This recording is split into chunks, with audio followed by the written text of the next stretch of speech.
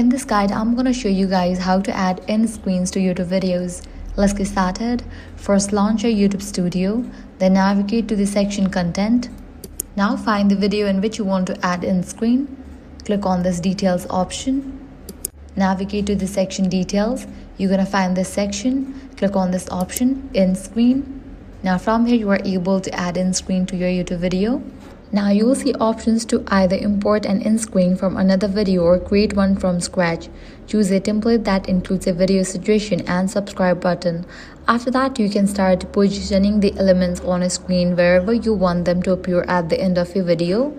This square element is used for recommended videos, while the circle element is used for subscribe button. For the video suggestion option, it's usually best to select best for viewers, so YouTube automatically recommends the most relevant video for each user. You can also choose most recent upload or manually select a specific video if you want more control. Now customize the duration of this end screen. Once you do that, you can save it. So that's it. If this guide helped you out, do not forget to like, share and subscribe.